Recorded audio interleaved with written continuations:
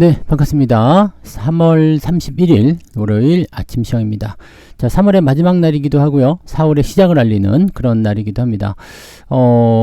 지금 미국 증시가 크게 하락을 해가지고 안 그래도 이제 이번 주에 변동성이 굉장히 클 것으로 생각되고 있는데 빅 이벤트가 2개나 남아있죠. 자, 지금 오늘부터 시작되는 것이 공매도. 일단 공매도가 시작이 되게 되면 이제 고점권에 있는 종목군들은 이제 약간 우려감들을 통해서 주가 좀 하락할 수도 있고요. 그 다음에 상호 관세에 대한 부분들 이런 것들이 이제 남아 있잖아요. 그래서 전체적으로 부담감이 좀 있고요. 미국 증시 같은 경우도 크게 하락세 좀 보였습니다. 다우지수 마이너스 1.69, 나스닥은 마이너스 2.7%, S&P 500은 마이너스 1.97% 하락을 했는데 이게 다 관세 때문에 나오는 부분이겠죠. 그래서 스태그플레이션에 대한 우려감 이런 것들 때문에 주가가 폭락했다. 뭐 이런 식으로 나오고 있습니다. 스태그플레이션에 대한 부분들은 이제 지난 주말에 제가 이슈 진단을 또 해드리긴 했습니다만 상당히 좀 복잡한 관계 속에 들어가 있어요. 자, 경기 침체 없이 물가를 잡으려니까 힘들고 경기 침체를 시키지 않을 수 있겠는가라는 의문점이 드는 상황이 되는 거죠. 그래서 경기 침체와 함께 물가가 잡히지 않는 상황이 된다라면 전반적으로 이제 부담감이 계속 생길 수밖에 없는 상태가 되는 거죠. 지금 그 코인 시장도 크게 하락하는 모습이 좀 있었고 주식 시장도 크게 하락하는 모습이 좀 있었습니다. 그래도 그나마 다행이라고 해야 되나요? 네, 국내 증시에게는 조금 희망을 걸어볼 만한 게 있습니다. 우리 지수는 이제 선제적으로 먼저 선 반영이 돼서 주가가 많이 떨어졌죠. 지난 주말, 그리고 목요일 날도 주가가 좀 하락세를 보였으니까 이틀 연속 하락했다라면은 뭐 반등을 좀 보일 때가 됐습니다. 대체적으로 다 지지선 근처까지 밀렸기 때문에 반등이 좀 나올 수도 있고요. 공매도가 시작이 되면 일단 외국인들 매수가 좀 유입될 가능성도 있습니다. 그래서 그 부분들도 한번 체크하실 필요가 있겠죠. 무조건 이제 뭐 나쁘다. 물론 공매도는 우리한테는 좀 불리한 상황이기 때문에 나쁠 수 있어요. 근데 이번에는 상환 기간도 12개월로 이제 한정해서 지정이 좀 됐고요. 그 다음에 무차익 공매도 없이 하겠다라고 얘기가 나왔으니까 이제는 공매도에 대해서 조금 이제 조심할 것들을 확실히 알 수가 있겠죠. 대차 잔고가 많이 늘어난다거나 이런 형태의 종목들도만 조심하시면 공매도한테서 그렇게 많이 시달리지는 않을 수도 있겠다 판단됩니다. 대신에 외국인들 매수가 좀 들어올 수 있으니까 그런 부분들 기대감을 좀 가져보시면 되겠죠. 네. 자, 어쨌든 쉽지 않을 것 같은 이번 주인데요. 뉴스들 살펴보면서 상황들 알아보도록 하겠습니다. 자, 뉴스를 보시면 봅시다. 저기 토요일 날 거 보시면 이제 미국 증시 왜 빠졌는지 정도에 대한 얘기가 나와야 되겠죠. 무역 분쟁, 인플레이션 우려감 때문에 급락을 했다. 이런 얘기가 나오는 거고요. 자, 이런 상황들 속에서는 부담이 좀 크다고 봐야 되겠죠. 그래서 뉴욕 증시 무역 전쟁, 인플레이션 우려감에 급락했다. 나스닥은 2.7% 떨어졌다. 자, 안전자산 선호 심리에 금값은 최고치로 랠리를 계속 이어가고 있는 모습이기도 하고요. 일단 물가지표가 안 좋게 나오면서 실망감 좀 줬다고 봐야 되겠죠. 전체적으로 다 떨어진 모습이었고 이 PC 개인 소비 지출에 대한 부분들이 전년 동월 대비 2.8%, 전월 대비 0.4% 올랐다. 그래서 전문가들 예상치를 웃돌았다라고 되어 있는데 뭐 제 생각에는 뭐 이 정도면 그래도 괜찮지 않나 생각이 들긴 하는데 일단 예상치보다 웃돌았다라는 게 가장 중요한 문제가 되지 않을까 생각되고요. 이 소비자 심리 지표가 굉장히 안 좋은 거, 이게 가장 큰 문제인 것 같아요. 지금 보면은 2022년도 9월 이후로 최저치로 떨어졌다라고 나왔는데 예상치보다 더 나빠졌습니다. 소비자 심리 지표가 나빠지게 되면은 어떤 상황이 있느냐? 투자자들이 일단 몸을 사려요. 투자하고 싶지 않아. 이런 식의 얘기가 나올 수밖에 없거든요. 그래서 이런 부분들은 조금 부담스럽지 않겠느냐는 생각이 드는 부분이고요. 이 개인 소비 지출에 대한 부분들 자체가 지금 조금 전문가들의 어떤 그 예상치를 뛰어넘었다는 거죠. 이제 소비 지출이니까 지출을 더 많이 했다라는 것은 그만큼 돈을 많이 썼다라는 거. 어떻게 보면 좋은 소식일 수도 있겠습니다만, 이게 실제로 뭐 소매 판매나 이런 쪽으로 연결되는 것이 아니라 그냥 물건값이 올라가기 때문에 물가 때문에 문제점이 좀 생겼다. 이런 식으로 받아들일 수도 있는 내용이 좀 되는 거죠. 자, 그래서 물가 지표하고 소비 심리 지표가 전체적으로 좀 압박감을 주는 상황이 됐다 보니까 자, 이유가 뭐냐 이런 걸 찾게 되는 거죠. 관세 정책의 불확실성. 이런 부분들이 나타났기 때문이다 라고 얘기가 되고 있는 부분입니다. 자, 고평가 논란이 있었던 대형 기술주들의 낙폭이 굉장히 크게 나타났는데 테슬라가 3.5% 또 떨어졌죠. 엔비디아는 그래도 좀 덜 떨어졌어요. 네, 마이너스 1.58%. 근데 메타는 4.29, 아마존도 4%대, 마이크로소프트 3%대, 알파벳은 4.88, 애플은 마이너스 2.68 정도 떨어지면서 이 매그니피센트 7 종목이 모두 다 하락해버렸다. 이렇게 되어 있는 부분이 좀 됐습니다. 전체적으로 시장이 눌릴 수밖에 없는 상태가 좀 되는 건가라는 생각이 좀 들기도 하고요. 분위기가 좀 안 좋아졌습니다. 그리고 빅스 지수도 이제 2.96포인트나 상승해서 21.65까지 올랐었습니다. 그래서 20포인트 위쪽으로 올라섰는데 좋지 않죠. 네, 빅스 지수가 계속 상승하게 되면은요, 공포지수, 즉 사람들이 이런 변동성에 대해서 좀 공포심을 많이 가진다라는 식으로 얘기가 좀 될 수가 있습니다. 이게 좋지 않은 상황이라고 보시면 되겠습니다. 그러다 보니까 안전자산 선호 심리가 부상을 하게 되면서 금값이 크게 올랐다라고 얘기가 되는 부분이겠죠. 야, 이거는 네, 이걸 좀 해줘야 될 것 같은데, 네, 제가 그 스태그플레이션에 대한 이야기들도 해드렸지만 실질적으로 지금 상황이 굉장히 중요한 위치가 된 것 같아요. 여기서 이제 무언가를 해줘야지만이 어느 정도 그 상황이 좀 해소가 될 수 있을 것 같은데, 지금 트럼프는 갔다가 막 때려버리는 상태가 벌어지는 거고, 외국에서도 미국을 공격하죠. 네, 미국을 공격하면서 어마어마한 손해를 또 끼얹고 있고, 지금 자기들의 어떤 정치적 이념을 통해서 막 싸움박질을 하고 있는 상태에서 국민들만 죽어나는 거죠. 네, 그래서 미국 그 서민들도 살기 힘들다라는 얘기가 지금 나오고 있는 상태입니다. 자, 물가는 잡히지 않고 경기는 회복될 기미를 보이지 않는다. 스태그플레이션의 가장 큰 우려감이 나타날 수 있는 부분이라고 생각하셔야 되겠죠. 그래서 이 부분은 좋지 않습니다. 그래서 이제 S의 공포라고 나오는 부분입니다. 스태그플레이션 나오게 되면은 지옥입니다. 지옥 불에 떨어진다고 생각하시면 되거든요. 이렇게 되면 결코 좋지 않은 상황을 보게 될 수 있습니다. 자, 이제 우리 뉴스 한번 볼까요? 네, 한솔홀딩스가 한솔 PNS를 공개 매수한다. 이게 상장 폐지시킨대요. 상장 폐지시키는데, 야, 이게 좀 재밌는 게 뭐냐면, 지금 가격이, 1190원 정도 나오거든요. 1200원이 안 돼요. 지금 얼마죠? 지금 1190원 정도인데, 요게 지금 공개 매수 가격은 주당 1900원으로 사겠다. 네, 공개 매수 규모는 약 210억 원. 지금 시가총액 자체가 200억대이기 때문에 그냥 사가지고 조져버리겠다 이런 얘기거든요. 자, 그럼 이거 갖고 있는 분들은 어떻게 될까요? 네, 이 1900원까지 일단은 진행되는데 1190원이라고 했죠. 가만히 있어봐. 차트가 어디 있나요? 네, 차트를 한번 볼까요? 네. 여기 한솔 PNS 지금 1199원, 1200원이네요. 1200원이고 그 다음에 시가총액이 246억입니다. 246억 원. 근데 200억을 공개 매수하겠다는 얘기잖아요. 그러니까 물론 시가총액 올라가게 하겠습니다만, 네, 이 정도 사드리겠다. 자, 중요한 건 1200원짜리 주식이 1900원에 팔려나가게 생겼다 이 얘기죠. 그러면 700원 정도 차이가 나는 거니까 약 한 50 몇 프로? 네, 그죠. 거의 이 정도면은 700원이니까 네, 한 60%쯤 되는 것 같은데요. 그죠? 네, 60%쯤 상승할 수 있겠다. 그러면 오늘 상한가를 쳐버린다고 해도, 네, 상한가 쳐봤자 뭐 1200원이니까 뭐 1400원 요 정도 나오지 않겠어요? 네, 그러면은 더 나올 수 있겠네요. 30%면은 네, 한 1500원대 나오면 지금 1900원대니까 상한가를 치더라도 더 올라가야 된다는 얘기잖아요. 그러니까 이렇게 되는 거라면 공개 매수가 일단 결정이 된 상황이기 때문에 이렇게 되면은 어떻게 하면 될까요? 네, 상한가에서라도 매수를 할 필요가 있는 거죠. 근데 아마 매수가 안 될 거예요. 자, 이렇게 돼버리면은 야, 얘네들 이미 알고 있었던 거 아닌가 싶은 생각이 좀 있어요. 그죠? 기관애들 쭉 사가지고 계속 뻗쳤잖아. 그러니까 이게 뭔가 문제가 있는 거 아니냐, 뭔가 알고 있었던 것 같은 느낌이 좀 있어요. 그리고 지금 얘네들은 여기서 지금 1150원, 1200원 정도에 샀을 텐데 1900원까지 올라가서 팔아먹게 되는 거니까 이건 적정주가 1900원입니다. 그래서 지금 현재 시점에서는 상한가 치고 한 번 더 칠 것 같아요. 네, 그리고 1900원까지 바로 다이렉트 직진할 것 같은데 매수가 되면 좋겠지만 매수가 아마 안 될 겁니다. 네, 왠지 아시죠? 지금 이제 점상한가로 일단 갈 가능성이 굉장히 높은데 점상한가다 그러면은 매수 호가 그 법칙이 있잖아요. 어떻게 돼요? 자, 시간 아니죠, 가격이 우선이죠. 가격. 근데 가격은 다 똑같을 거예요. 내일 상한가에 매수를 다 걸겠죠? 네, 가격은 똑같을 거고요. 그러면 시간이 중요한데 똑같은 가격이라도 먼저 주문을 거는 사람들이 더 유리하죠. 근데 시간도 동시효과니까 똑같아요. 그럼 가격도 똑같고 시간도 똑같다. 그럼 어떻게 돼요? 수량으로 갑니다. 수량.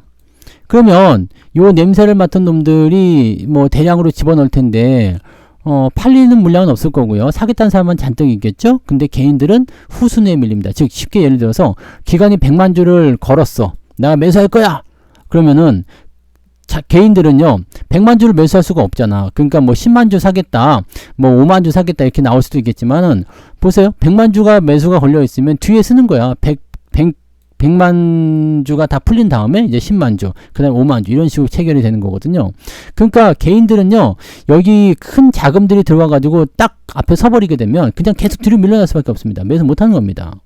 마지막에 돼가지고 이제 1900원대 근처에서 약간 물량 풀어주거나 그렇게 나오겠죠. 그래서 요거는 미리 갖고 계신 분들은 대단히 축하드립니다. 콩그레츄레이션이에요. 1900원까지 일단 올라간 다음에 파시면 될 것 같아요. 60% 정도 올라가게 생겼네요. 그죠? 그리고 신규 매수는 못할 겁니다. 하실 수 있으면 하시면 좋은데 못할 겁니다. 일단 첫 번째 상한가는 통과해서 1900원대까지 이제 진입할 거기 때문에 상한가 한번 치더라도 그게 뭐 상한가라도 매수할 수 있으면은 괜찮을 것이다 라고 생각할 수 있겠는데 아마 매수가 안 될 거라 생각합니다. 그래서 자진 상장 폐지를 하겠다고 했으니까 요거를 전부 취득해 가지고 하겠다, 1900원에 하겠다 라고 돼버렸기 때문에 요거는 한 소리 정말 이거는 잘하는 것 같긴 합니다. 그죠? 자, 물론 이제 물려있는 분도 있겠죠. 이 종목에 물려있는 분들도 당연히 계시겠죠. 왜냐면 1900원이라고 하지만 실질적으로는 뭐 3000원대 물려있는 사람들 간에 기별도 안 가겠죠. 그렇지만 별 수 없어요. 이거는 뭐 자진 상장 폐지이기 때문에 그냥 1900원에 다 팔아야 되는 겁니다. 그래서 그냥 그렇게 파시면 돼요. 그냥 파시면 되고 계속 갖고 있지 마시고, 상장 폐지 되니까 갖고 있지 마시고 다 파시면 되는데 얼마에 파느냐? 1900원에 파시면 됩니다. 자, 그런 식으로 보시면 되는 거죠. 자, 요거는 굉장히 뭐랄까 주주들 입장에서는 반가운 소식이 될 수는 있겠습니다. 자, 그런 부분이 있고 한국의 슈퍼 이벤트 쏟아진다. 폭풍 견야다. 무섭네요. 부멘 쇼크라는 게 나왔는데 부멘 쇼크는 뭐냐? 조금 이따 나올 거예요. 자, 한국의 공매도 전면 재개, 미국의 상호관세 발표, 주요 이벤트가 크게 작용할 것이다 전망되고 있습니다. 공매도 나오는 것도 일단은 무섭죠. 무서운데 일단 문제점은 뭐냐? 공매도가 시작이 되면 일단 초반에는 티가 안 날 거예요. 여러분들 뭐 처음에 생각하신 것처럼 이제 당장 오늘부터 엿됐다 이렇게 생각하신 게 아니라 공매도도 이제 대차 잔고가 충분히 확보가 되어야지만이 매도를 칠 수 있기 때문에 지금 뭐 공매도가 시작이 됐다고 해가지고 당장 뭐 때려 박는다거나 그러진 않을 것 같아 보이고, 초반에는 또 공매도 시행을 하기 위해서 또 외국인 매수가 좀 들어오게 되거든요. 그러니까 그런 부분 나오게 되면은 초반에는 일단 주가 상승이 좀 일어날 수 있습니다. 늘 그래왔어요. 2022년 21년도였죠. 그때도 한번 살펴보시면 아실 것 같은데 주가가 조금 올라갑니다. 자, 그래서 어느 정도는 이제 기대감을 좀 주고 안심을 좀 시키는 상황에서 그냥 세게 때려버리는 상황이 벌어지니까 거기에서부터 문제가 좀 생기기 시작할 거예요. 그래서 그런 부분들 체크하시고 가시면 좋을 것 같고요. 그 기간 동안에 우리가 뭘 체크해야 되냐면 이제 대차 잔고 증가하는 종목들, 그 다음에 공매도가 많이 잔고가 있는 종목들, 이런 것들을 생각해 봐야 되겠죠. 물론 공매도 잔고가 많으면 이제 충분히 내려갔다 생각됐을 때는 쇼커버링, 즉 공매도 환매에 따른 그런 매수세가 들어올 수도 있습니다만 충분히 그 부분에서 만족하지 못했다라면 더 때릴 수도 있습니다. 그러니까 잔고가 많으면 일단은 그 부분들을 다 먹여 살려야 되는 부분이 있잖아요. 다 수익을 내야 되겠다 생각하는 부분이 나와서 오히려 그런 종목들은 더 빠질 수도 있다는 것을 참고하시긴 해야 됩니다. 그래서 그런 부분들이라고 생각하고, 뭐 일각에서는 뭐 부정적인 것보다 긍정적인 영향이 더 클 것이라고 얘기를 하고 있긴 한데, 이거는 왜 그러느냐? 일단은 외국인 매수가 들어올 때는 대형주 쪽 위주의 매수가 들어오기 때문에 주가가 좀 상승하는 경향이 좀 있습니다.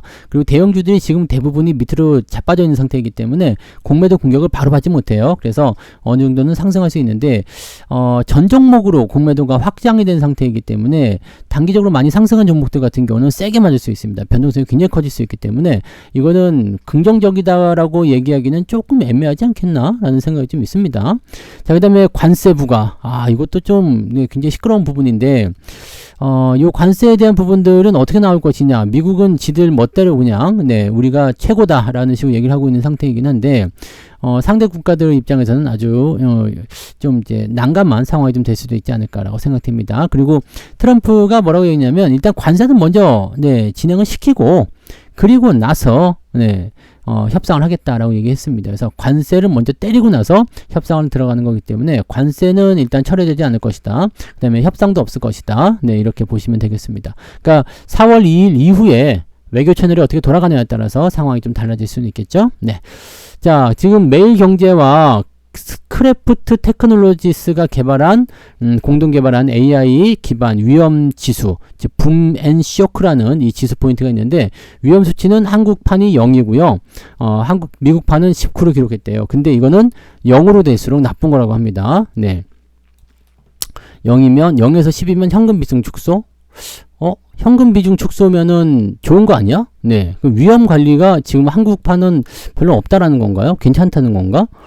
설명을 이렇게 해놨어. 네, 붐앤쇼크 지수가 0에서 10. 그러면은 네, 현금 비중을 축소한다. 주식 비중이 아니잖아요. 그럼 현금을 줄여서 주식을 더 늘리라는 이야기잖아요.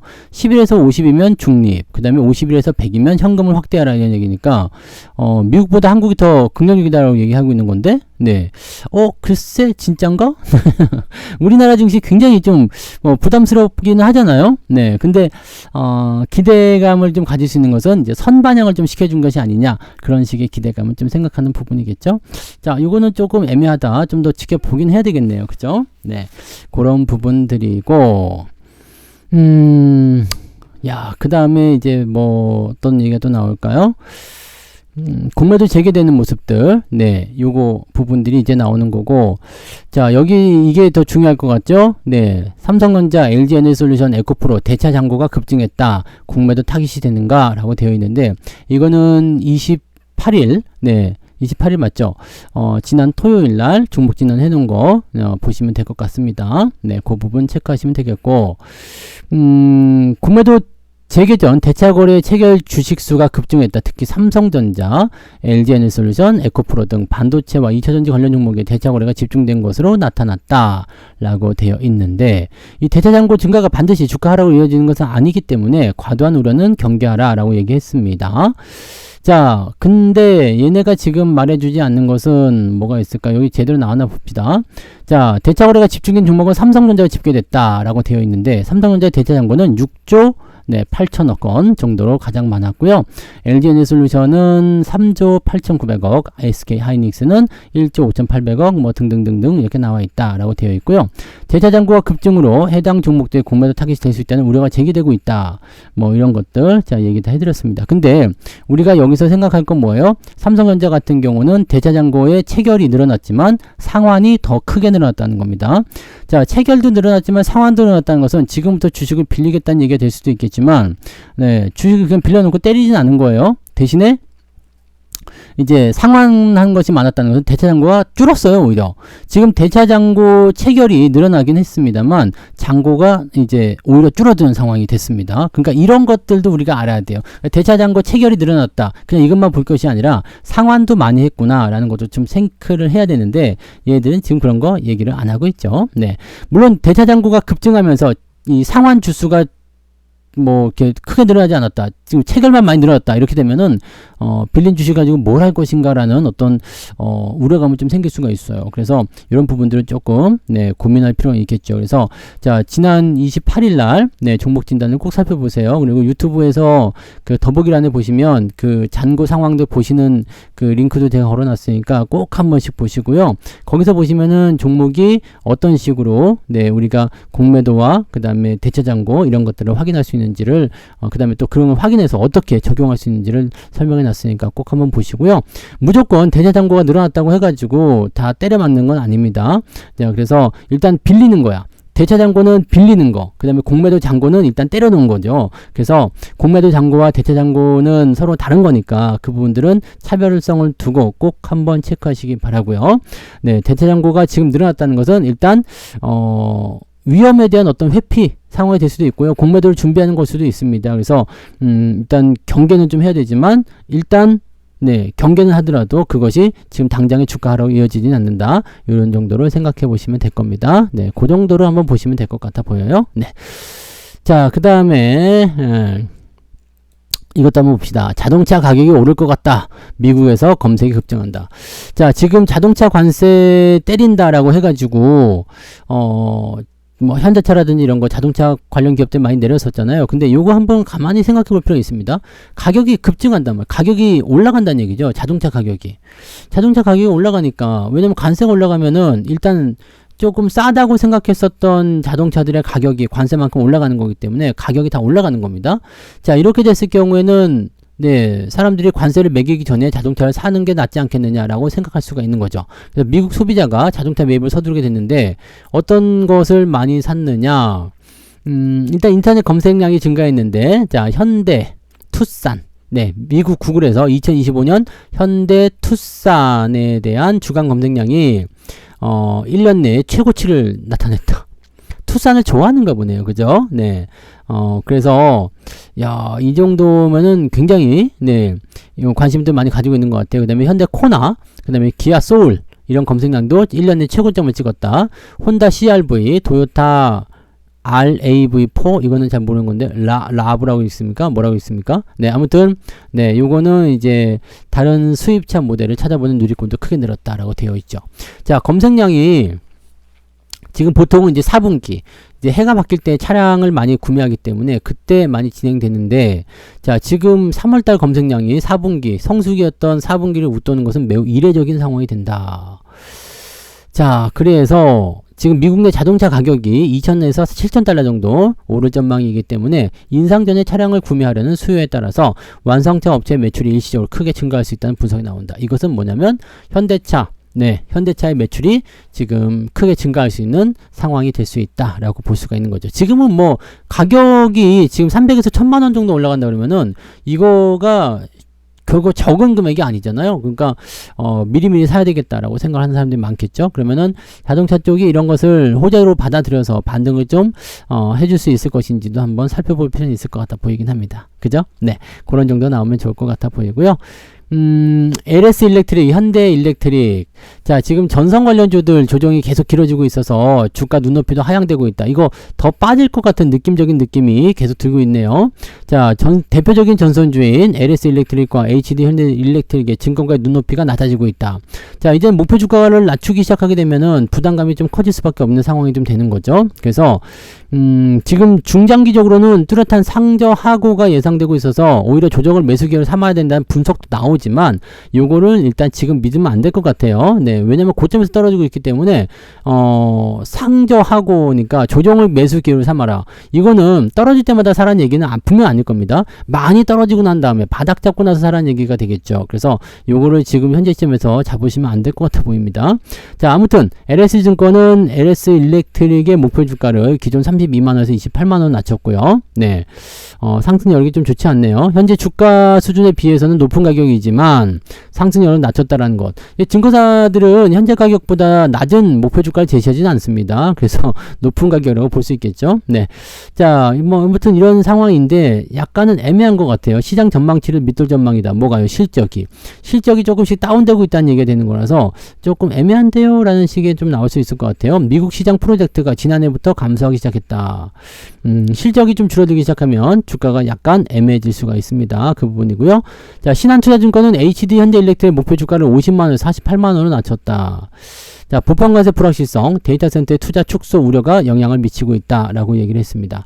자, 전력 관련주들 같은 경우는 일단 데이터센터에 대한 기대치가 굉장히 높은 거라고 봐야 되는데 이게 지금은 애매하다라는 평가를 받는 거기 때문에 좀 불안정한 모습이 좀 나올 것 같아 보이죠? 주가도 지금 고점에서부터 떨어지고 있는 형태라서 좀 중요하게 좀 살펴봐야 될 것 같아요. 자, 차트 한번 볼게요. LS 일렉트릭 같은 경우 보시면, 자, 지금 요건 그래도 많이 내려왔네요. 그죠? 많이 내려와서 목표 주가를 뭐 조금 더 낮추겠다. 28만원 목표 주가면 이건 좀 아닌 것 같아 보이고요. 자, 지지선이 지금 이거 같은 경우는 15만원 정도 나와 있잖아요. 그러니까 요 정도 시점이라면은 조금 반등할 수 있지 않을까? 여기까지 내려오지 않을까라는 생각이 좀 있지만 여기에서는 반등이 나올 것 같아 보이죠? 네, 근데 만약에 이게 무너진다 그러면은 이것도 조금 곤란할 수 있습니다. 네, 여기는 최종적인 지지, 15만원 최종적인 지지선인데 무너지게 되면, 네, 골치 아플 볼 수가 있겠죠. 자, 이런 부분이 있고, 자, 현대 일렉트릭. 얘네들 지금 조심하셔야 될 것 같아요. 네, 조심해야 될 것 같습니다. 지금 장기 평선이 전체적으로 지금 데드크로스 전환된 상태에서, 자, 정배열에서 수렴으로 가고 있잖아요.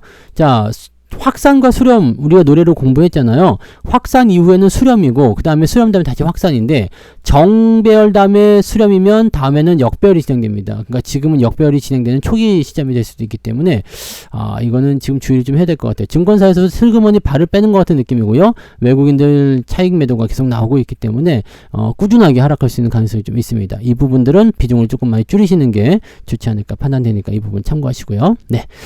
자, 그래서 요 정도, 네, 오늘 보시면 좋을 것 같은데, 일단 해외 증시 자체가 지랄 맞아가지고요, 조금 답답할 것 같긴 합니다. 자, 월요일은 원래 그런 날일 수도 있겠습니다만, 아침부터 서두르지 마시고요, 네, 이 변동성이 나올 수 있는 부분도 충분히 살펴보시고, 그 다음에 느긋하게들 대응하시면 좋겠습니다.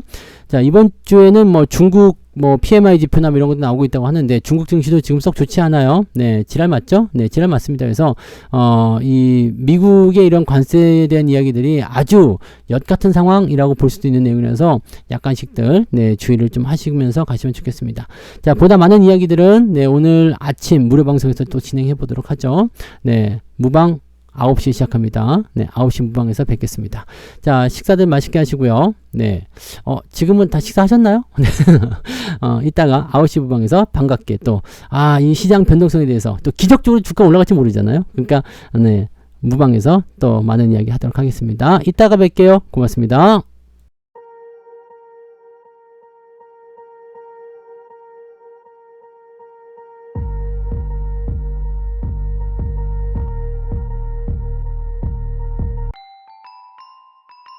본 방송에서 제공되는 모든 정보는 투자 판단의 참고 자료이며 투자의 최종 책임은 본 방송을 이용하는 본인에게 있습니다.